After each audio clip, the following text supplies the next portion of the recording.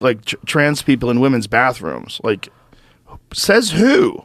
Yeah. Says who? How do you know that's a real trans person? How do you not know that's a fucking creep that don't want to pull his dick out in front of kids? Because those are real. We spa. And if that guy was a convicted sex offender. Yeah.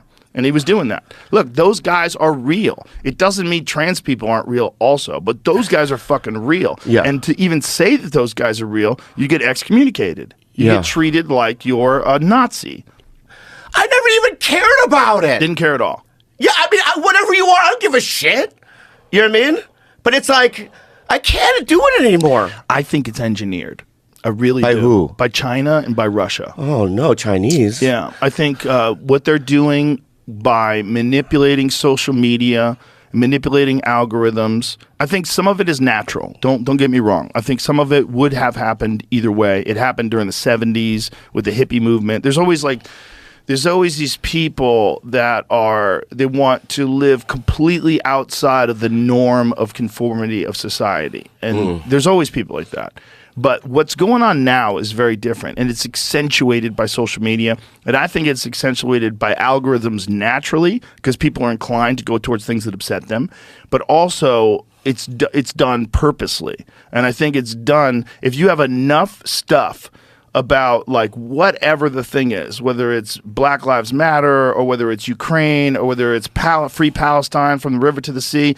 If you have enough of that online, it moves the needle. And the way I described it the other day, it's like if two ships are going in a certain direction. This is a ship where people logically work through things, and this is a ship that's adjusted by the algorithm, affected by the algorithm. If it just moves that much, over time, this is what we're seeing. So over time, you and I, who used to be on the left, are now like, where's the left? Where are you guys? You guys are so far away. I can't even see you. You're out of your mind. You're fucking chopping dicks off and giving little kids hormone blockers. You have no idea what the long-term consequences are. You're ignoring the health risks.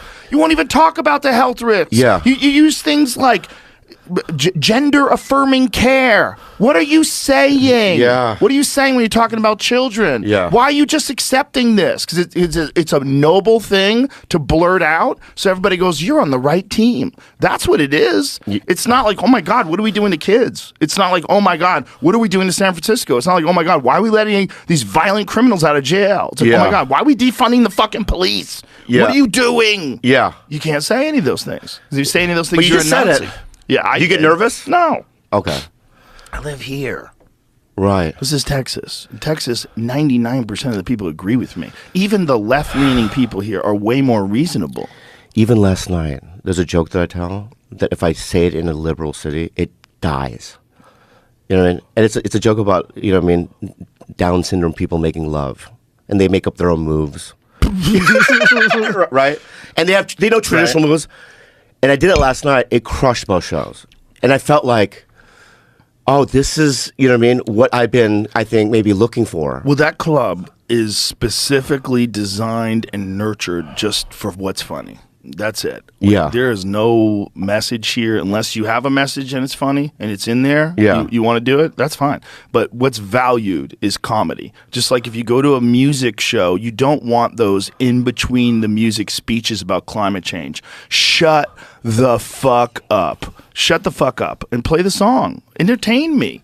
We want to develop stand-up comedy, like real stand-up comedy, because I think it's a worthy art form. I think it's very valuable to people in terms of enjoyment and in terms of mental health and in terms of society. It's an important part of society. Like the Lakota had a person in their tribe that was called the Heyoka, and Heyoka was the sacred clown. And this was the person that made fun of everything. Because if you couldn't make fun of something, it was bullshit. Like if there's one guy, oh, you can't make fun of him. Well, that's probably bullshit. He probably has an disappropriate amount or an inappropriate amount of power. A disproportionate amount of influence. There's like probably some ego going on here too, if you can't make fun of something. Because if you can make fun of something and it's not funny, then you're not funny. But if you can make fun of something and it's funny and people laugh and someone gets mad, they're the problem. They're the problem. And I want to say something. I never said this before. I want to say it now, right? Just for my personal life, some of the bullying that I received was necessary for me to get to where I am now. Well, you don't want it. I don't want it. No, I didn't ever know what want it. you're saying. But I wouldn't like go back in my past and change anything. Right. I wouldn't either. Yeah, yeah. Because I feel like everything. My dad was fucking violent as fuck, dude. Like he would knock my mom's tooth out. She has a missing tooth right here. You know what I mean? And we witnessed all this trauma. Yeah. Right. And he was like, dude, it was fucking terrible. I have done EMDR on just him. Trauma therapy, right? And it's like, and then I was a little guy in an American high school, and people would bully me. I lived in Minnesota. They thought I was an Eskimo. They threw ice chunks at my head. Crows would. Anyway, my point is that all those little things, and even in comedy, it was hard being me, this little guy. You know what I mean? Doing it. People, black comics would sometimes come up to me. Asians aren't funny. You know what I mean? Well, there was always that knock on Asians. Yeah. Let's be honest. Like Henry Cho was like the first guy that went mainstream. I love him. He was the first guy that went mainstream. I love him. Wasn't he? Yes. Ronnie Chang's fucking hilarious. I love Ronnie. That dude is so good. Funny. He's so funny. He's got so much attitude on stage. Johnny Yoon was before him. That's right. Johnny Yoon. He's funny too. Yeah, he's very funny. But there was a knock, But dude, nobody thought that when they saw you on stage. Like you're a really funny guy. You're very good. Thank you. Very good comic. Thank you. You're a very good comic. Yeah, and I also want to tell you the reason why I didn't want to do this now is because I'm doing a special and I want to promote it. Okay. And I thought maybe I could only do it once every 5 years, but then your people said that I could do it when I.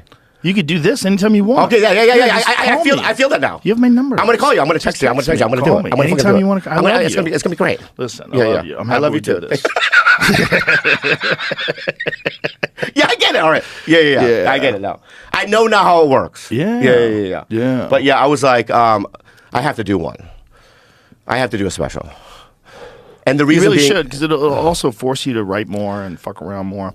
But you need a place to do that, and that's why you should move here. well, that's why I'm There's gonna. so much stage time here, dude. That's why in March I talked to Adam. I'm gonna do shows here in the little room to do Bobby Lee New Joke Night. Let's go, Bobby Lee. Yeah. Let's go. And then me and Adam are gonna do a Star Trek podcast. Oh boy, Yeah, and at that point you're gonna watch The Inner Light. that's a big ask. A lot of asking. It's 40 minutes. You really think that's the best science fiction ever? Better than Alien, the first Alien movie with Sigourney Weaver? But you have to think though that because obviously the budget isn't an Alien budget, right? So it's cheesy television, right? But the concept, you know what I mean, was mind blowing at the time. When I saw that in my early 20s, it blew my fucking mind. Yeah. Okay. Yeah. And it's like, I don't want to give it away now. You know what I mean? Maybe can I try to sell it to you real quick or no? No.